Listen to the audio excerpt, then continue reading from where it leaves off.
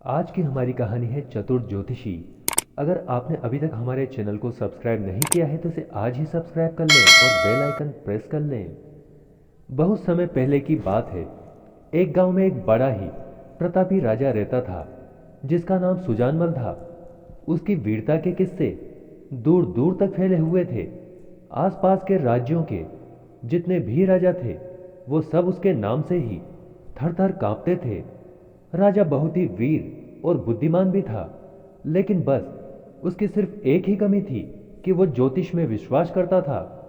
अपने किसी भी तरह के आवश्यक काम करने से पहले वो बहुत सारे पंडितों को बुलाता था और उसके बाद वो जो उसे सलाह देते उसी के अनुसार वो काम करता। अगर पंडितों ने कह दिया कि यह काम करने के लिए यह दिन सही नहीं है तो चाहे कुछ भी हो जाए, राजा सुजानमल वो काम किसी भी कीमत पर नहीं करता था। वहीं पास में ही एक पंडित रहता था जो स्वभाव से बड़ा ही चतुर था और लालची भी था। एक दिन राजा सुजानमल के दरबार में वो जा पहुंचा। उसने देखा कि राजा ज्योतिष में बहुत ज्यादा विश्वास करता है, तो उसने एक योजना बनाई। क्यों न राजा को मूर्ख बनाकर इसकी सारी संपत्ति और राज्य हड़प लिया जाए। कुछ दिनों के बाद वो चतुर पंडित राजा सुजानमल के दरबार में जा पहुंचा। राजा ने उसका भलीभांति स्वागत सत्कार किया और उससे पूछा, कहिए पंडित जी, कैसे आना हुआ। पंडित ने राजा सुजानमल से कहा, राजन, वैसे तो मैं बहुत ही व्यस्त रहता हूं, लेकिन वजह ही कुछ ऐसी थी कि मुझे आना ही पड़ा। पंडित की बातें सुनकर राजा सुजानमल एकदम से चिंता में पड़ गए और बोले, क्या हुआ पंडित जी, जरा खुलकर बताइए। पंडित राजा से कहने लगा, राजन, मैंने कल ही आपकी कुंडली देखी तो मुझे पता चला कि आपके ग्रह नक्षत्रों की स्थिति ठीक नहीं है। कुछ ही दिनों के बाद आपका सारा राज्य और आपकी सारी धन संपदा चली जाएगी और आप एक निर्धन की तरह जीवन व्यतीत करेंगे। राजा पंडित की बात सुनकर अत्यंत क्रोधित हुआ और बोला, पंडित जी, जरा सोच समझ कर कहिए। पंडित ने कहा, राजन, मुझे क्षमा कीजिए, किंतु जो सत्य है मैं वही कह रहा हूं। अभी कुछ दिनों तक आपके ग्रहों की स्थिति बिल्कुल भी आपके हित में नहीं है। अगर ऐसा ही चलता रहा तो निश्चित तौर पर ही आपका राज्य और आपकी सारी धन संपदा नष्ट हो जाएगी।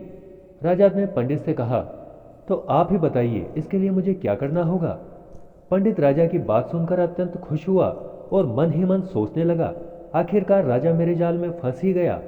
उसने कहा, इसके लिए आपको एक सुयोग्य पंडित को 1 माह के लिए अपना सारा राज्य संभालना होगा और उस 1 माह में आपको अपने राज्य से कहीं दूर जाकर रहना होगा।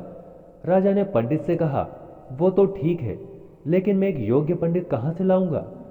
पंडित कहने लगा, आपके गांव में ही कई योग्य पंडित आपको मिल जाएंगे। राजा पंडित की बातों पर विचार करने लगा तो उसे ध्यान आया कि एक पंडित तो मेरी राजसभा में ही अभी उपस्थित है। राजा ने देर न करते हुए पंडित से कहा, पंडित जी, आपको ही मैं अपना राज्य 1 महीने के लिए संभला दूंगा और मैं अपना राज्य छोड़कर चला जाऊंगा। पंडित ने कहा, जैसा आप ठीक समझे राजन। और राजा अगले दिन ही अपने राज्य को पंडित को सौंपकर वहां से चला गया। अब पंडित वहां का राजा बन गया था। वो खूब ऐशो आराम से रह रहा था। जैसा जीवन उसने सोचा था वैसा जीवन ही उसे मिल गया था। 1 वर्ष का समय बीत चुका था।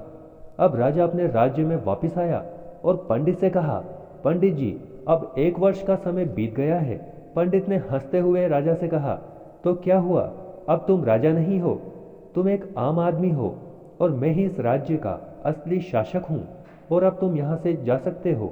पंडित की बातें सुनकर राजा को बड़ा ही गुस्सा आया, लेकिन उसे अपनी मूर्खता का भी एहसास हुआ कि किसी के बहकावे में आकर उसने अपना राज्य खो दिया और दर दर भटक रहा है। राजा को अब समझ में आ गया था कि व्यक्ति का भाग्य उसके कर्मों में निहित होता है, न कि ज्योतिष में। भाग्य में जो लिखा है वो तो होकर ही रहेगा, लेकिन अगर आप उसे बदलना चाहते हैं तो केवल पुरुषार्थ करके ही आप उसे बदल सकते हैं, किसी ज्योतिष का सहारा लेकर कभी नहीं। आपको हमारी कहानी कैसी लगी कमेंट करके हमें ज़रूर बताएं। चैनल को लाइक शेयर सब्सक्राइब करना ना भूलें।